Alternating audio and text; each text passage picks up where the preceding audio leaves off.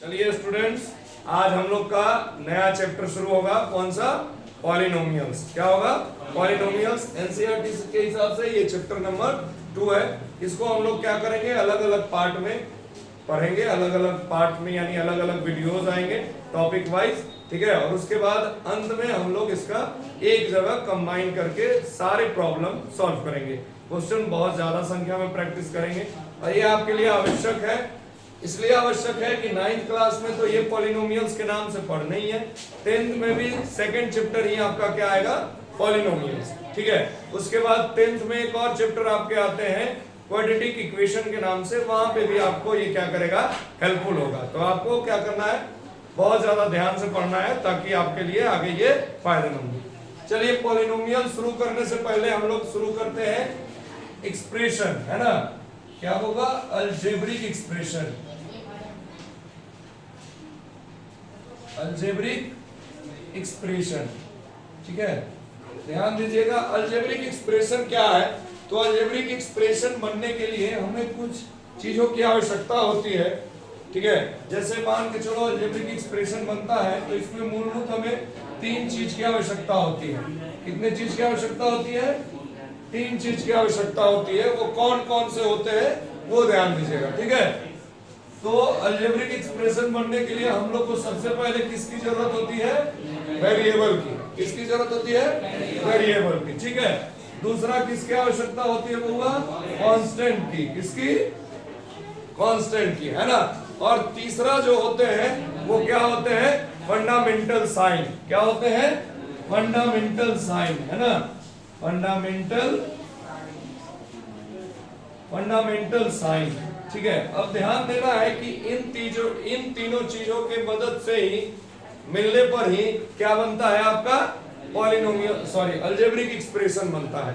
तो ये वेरिएबल क्या है, कांस्टेंट क्या है ना, और ये आपका फंडामेंटल साइन क्या है। फंडामेंटल साइन हम लोग पढ़े हैं कि आपका प्लस हो गया, माइनस हो गया, मल्टीप्लाई हो गया और क्या हो गया, डिवाइड हो गया। ये तीनों को हम लोग कौन सा साइन बोलते हैं? चारों को। इसमें से ऐसे 2 ही फंडामेंटल साइन होते हैं, 2 डिराइव्ड होते हैं, ठीक है। तो और वेरिएबल क्या होते हैं? तो वेरिएबल वैसे टर्म को बोलते हैं जिनका न्यूमेरिकल वैल्यू सेम होता है ऑल पॉइंट पे। कांस्टेंट उनको बोलते हैं जिनका न्यूमेरिकल वैल्यू क्या होता है, सेम होता है। तो इसको हम लोग बोल सकते हैं सेम न्यूमेरिकल वैल्यू। जैसे देखो, इसका न्यूमेरिकल वैल्यू सेम कैसे होता है। तो मान के चलो कि अगर आपको हम 5 रुपीज का नोट दे तो उसका यहाँ भी, कहीं और जाइए तो भी, कहीं और जाइए, सब जगह उसका वैल्यू कितना है? 5 ही है, वो कभी डिफरेंट नहीं होगा। वेरिएबल क्या होता है? जिसके पास डिफरेंट, क्या होगा, डिफरेंट न्यूमेरिकल वैल्यू है। क्या है? Different numerical value. जैसे मान के चलिए कि आपको एक सिंपल सा इक्वेशन देते हैं x + 4 = 0।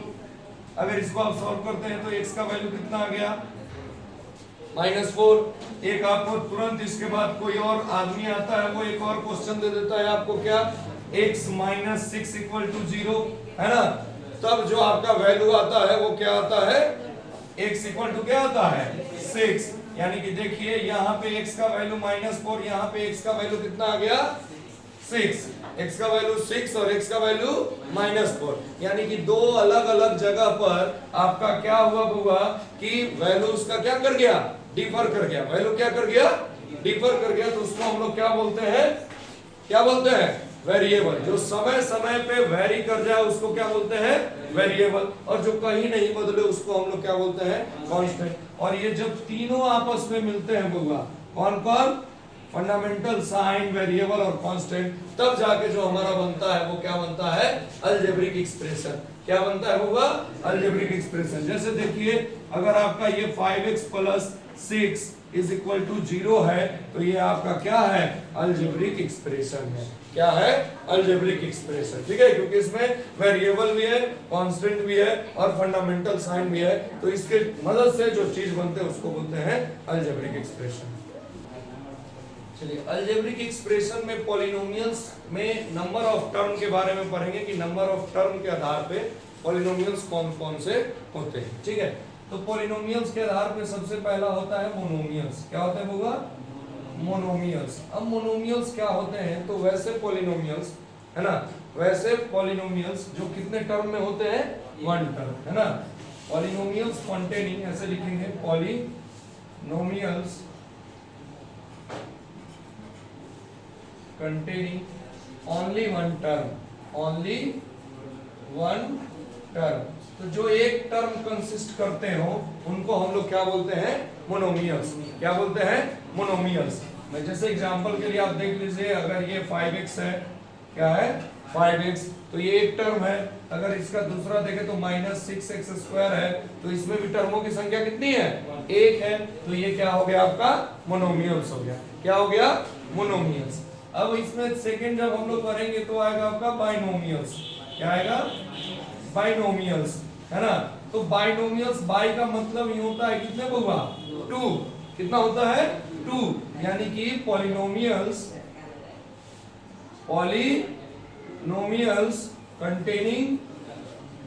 Containing two term. वैसे पॉलिनोमियल्स जो कितने टर्म को कंटेन करता है? 2 टर्म को, उसको हम लोग क्या बोलते हैं? क्या बोलते हैं होगा? बाइनोमियल्स। जैसे मान के चलो कि ये हो गया 6x + 5।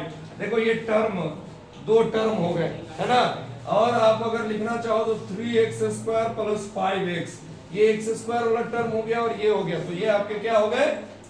बाइनोमियल्स। अब ये नहीं कि ऐसे लिख देना 3x + 5x और बोलना कि ये क्या है आपका? बाइनोमियल्स। ये जोड़ के कितने हो जाएंगे?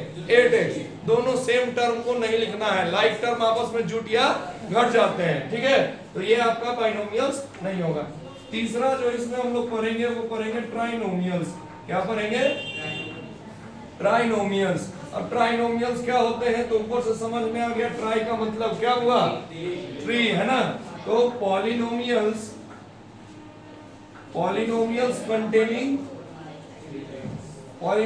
कंटेनिंग 3 टर्म, है ना। तो जो 3 टर्म कंटेन करता हो उसको हम लोग क्या बोलते हैं? ट्राइनोमियल्स। क्या बोलते हैं? ट्राइनोमियल्स। जैसे एग्जांपल के लिए आप लोग देख लो, 6x² + 5x + 4, तो ये कितने टर्म है? कितने टर्म है? 3 टर्म। तो ये क्या हो जाएंगे आपके? ट्राइनोमियल्स। क्या होंगे? ट्राइनोमियल्स। एक और होता है कांस्टेंट पॉलिनोमियल्स। कौन से पॉलिनोमियल्स? Constant polynomials. देखो बाबा, इसका खासियत क्या होता है कांस्टेंट पॉलिनोमियल का? कि इसमें जो टर्म होते हैं वो सिर्फ कांस्टेंट होते हैं। क्या होते हैं? कांस्टेंट टर्म होते हैं। लिख सकते हो non zero constant term, non zero constant term. अब कहने का मतलब क्या है कि इसमें एक ही टर्म होगा, वो भी कैसा होगा? Non zero. नॉन जीरो कहने का मतलब कि जीरो को छोड़ के कोई, जैसे ये देखो 5, तो ये कांस्टेंट टर्म है कि नहीं है?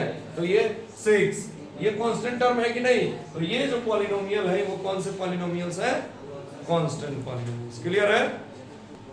चलिए ध्यान दीजिए, नेक्स्ट टॉपिक है हमारा पॉलिनोमियल्स ऑफ वेरियस डिग्री। तो वेरियस डिग्री, तो सबसे पहले यहाँ पे आप लोग डिग्री समझते हैं? डिग्री समझते हैं ना। डिग्री का मतलब होता है किसी भी इक्वेशन का जो हाईएस्ट पावर होता है, किसी भी इक्वेशन का हाईएस्ट पावर क्या कहलाता है? डिग्री कहलाता है, ठीक है। तो यहाँ पे कहीं पे लिखिएगा तो छोटा सा लिख लीजिएगा, हाईएस्ट पावर ऑफ इक्वेशन। अरे बड़ा भी लिख सकते हो, कोई दिक्कत नहीं है। छोटा बोले तो छोटा ही नहीं लिखना है। हाईएस्ट पावर ऑफ इक्वेशन, किसी इक्वेशन का जो पावर सबसे ज्यादा वाला होता है वही क्या कहलाता है? डिग्री कहलाता है। तो डिग्री के आधार पे पॉलिनोमियल को अलग अलग पार्ट में बांटा गया है। तो सबसे पहला पॉलिनोमियल है वो लीनियर पॉलिनोमियल। क्या है? Linear polynomials. क्या है? Linear polynomials. तो लीनियर पॉलिनोमियल्स वह पॉलिनोमियल्स हैं जिनमें उनका डिग्री कितना होता है? 1 होता है। क्या होता है? 1 होता है। जैसे देखो लीनियर पॉलिनोमियल्स का मतलब क्या हुआ? पॉलिनोमियल्स ऑफ डिग्री कितना? 1। 1 डिग्री वाले सारे पॉलिनोमियल्स को हम लोग कौन सा पॉलिनोमियल्स कहते हैं? Linear polynomials. कौन सा पॉलिनोमियल्स? Linear polynomials. इसका जनरल जो फॉर्म होता है, जनरल फॉर्म जो होता है उसको हम लोग लिख सकते हैं जैसे ax प्लस b, ठीक है, ax प्लस b। तो देखो तो इसका जो वेरिएबल उसका पावर कितना है? 1। तो ये कौन सा पॉलिनोमियल? Linear polynomial. अगर इसका एग्जांपल लेना चाहो तो देखो 5x प्लस 6, ये आपका कौन सा पॉलिनोमियल का एग्जांपल है? लीनियर पॉलिनोमियल, है ना। दूसरा जो पॉलिनोमियल होता है वो होता है क्वाड्रेटिक पॉलिनोमियल। कौन सा पॉलिनोमियल? Quadratic polynomial. अब क्वाड्रेटिक पॉलिनोमियल क्या होते हैं वो ध्यान दीजिएगा। तो क्वाड्रेटिक पॉलिनोमियल वैसे पॉलिनोमियल होते हैं जिनका डिग्री क्या होता है, यानी पॉलिनोमियल्स ऑफ डिग्री 2, जिनका डिग्री कितना हो? 2 हो। तो जिनका डिग्री 2 होता है वो कौन से पॉलिनोमियल? कौन सा पॉलिनोमियल? Quadratic polynomials. यानी कि इसका जो जनरल फॉर्म होगा वो क्या होगा आपका? ax स्क्वायर, हाँ लगे हंसने, जनरल फॉर्म है। कदा कहीं कि आप लोग का मतलब ही कुछ और होता है। चलो हम पहले क्वेश्चन में यही कारण इस बात को नहीं लिखे थे, ये लिख देंगे और लगोगे दांत दिखाने। चलो आगे ध्यान दो, x square plus bx plus c, है ना। यहाँ पे देखिए वो हाईएस्ट पावर क्या है? 2 है, यानी कि यहाँ पे डिग्री क्या है? इस इक्वेशन का डिग्री कितना है? 2 है। तो ये कौन सा पॉलिनोमियल? Quadratic polynomial. कौन सा पॉलिनोमियल? क्वाड्रेटिक पॉलिनोमियल, है ना। अगर इसका एग्जांपल लिखना चाहे हम लोग तो 5x square plus 6x plus 4, ये आपका क्या हो गया? Example of quadratic polynomial. तीसरा आ जाइए तो आपका क्या होता है? Cubic polynomial. कौन सा पॉलिनोमियल? क्यूबिक पॉलिनोमियल, ठीक है। क्यूबिक पॉलिनोमियल का मतलब क्या हो गया? वैसा पॉलिनोमियल जिनका डिग्री कितना हो? 3 हो, है ना। यानी कि पॉलिनोमियल्स ऑफ डिग्री 3, ठीक है, जिनका 3 डिग्री हो उस पॉलिनोमियल्स को हम लोग क्या कहेंगे? क्यूबिक पॉलिनोमियल्स, है ना। जैसे इसका जनरल फॉर्म जो होता है वो क्या होता है? ax cube plus bx square plus cx plus d, यानी कि जो इसका हाईएस्ट पावर होगा, यानी कि इसका जो डिग्री होगा इस इक्वेशन का वो कितना होगा? 3 होगा। तो उस पॉलिनोमियल को हम लोग कौन सा पॉलिनोमियल बोलेंगे? Cubic polynomial. कौन सा पॉलिनोमियल? Cubic polynomial. अगर इसका हम एग्जांपल देना चाहें तो 5x cube plus 3x square plus 6x plus 4, है ना। तो ये कौन सा पॉलिनोमियल हो गया आपका? Cubic polynomial. अब देखिए इस बात का, इसके आगे भी एक पॉलिनोमियल होता है जिसको हम लोग कौन सा पॉलिनोमियल बोलते हैं? By quadratic polynomial. कौन सा पॉलिनोमियल? By quadratic polynomial. यानी कि 2 जिसमें बाई क्वाड्रेटिक यानी क्वाड्रेटिक 2 हो, यानी 2 दूनी 4, यानी जिसका डिग्री कितना हो? 4 हो, उसको क्या बोलते हैं? By quadratic polynomial. लेकिन हम लोग के लेवल में क्वाड्रेटिक तक ही पढ़ना है, 10th जाइएगा तो क्यूबिक तक पढ़ना है, तो हम लोग यहीं तक पढ़ते हैं। कहां तक? क्यूबिक पॉलिनोमियल तक, ठीक है। चलिए ध्यान दीजिए, अब हम लोग आगे, अभी हम लोग पढ़ लिए डिग्री के बारे में जाने को होगा। डिग्री के बारे में जाने ना, डिग्री क्या था? हाँ very good, highest power of equation. किसी भी इक्वेशन का जो हाईएस्ट पावर होता है वही क्या कहलाता है? डिग्री कहला रहा है, ठीक। उसी तरह से एक और वर्ड आते हैं, ये छोटे छोटे वर्ड है, यहाँ से क्वेश्चन आता है आपका आगा कोफिशिएंट। क्या आएगा? कोफिशिएंट ऑफ, कोफिशिएंट आ गया, मान के चलो कोफिशिएंट क्या है। तो कोफिशिएंट का मतलब समझिएगा, कोफिशिएंट कैसे लिखाएगा। तो अगर है 6x स्क्वायर, क्या है? 6x स्क्वायर, और इसका आपको क्वेश्चन पूछ दिया कोएफिशिएंट ऑफ x स्क्वायर। किसका? Coefficient of x square. तो x स्क्वायर का कोएफिशिएंट क्या है? कोएफिशिएंट का मतलब है जो साथ में है, जो कहां है? साथ में है। तो बताओ x स्क्वायर के साथ में कौन है? 6। तो ये इसका कोएफिशिएंट ऑफ x स्क्वायर क्या हो जाएगा? 6। चलो एक तुम लोग बताओ, find the coefficient of coefficient of x square और क्वेश्चन आपका दे दिया x minus 1 into 3x minus 4। ठीक है, अब इसको देख के तुम लोग क्या बोलोगे कि यहाँ पे तो कहीं पे एक्स स्क्वायर है ही नहीं, है ना, तो इसका कोफिशिएंट निकलेगा कैसे? तो इसको जब सॉल्व करोगे तो क्या होगा,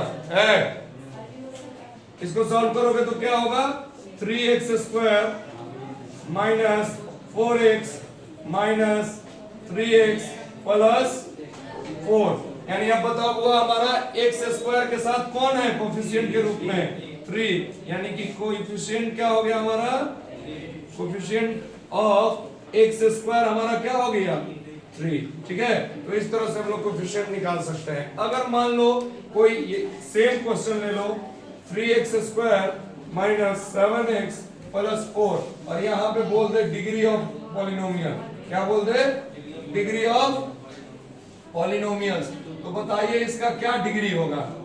तो डिग्री हम लोग चेक कर लेते हैं कि उसका जो हाईएस्ट पावर है, तो इसमें हाईएस्ट पावर हमारा कितना है, 2 है, यानी कि इसका डिग्री ऑफ पॉलिनोमियल कितना हो जाएगा, 2 हो जाएगा। ठीक है, तो डिग्री ऑफ पॉलिनोमियल्स निकाल लिए, कोएफिशिएंट निकाल लिए।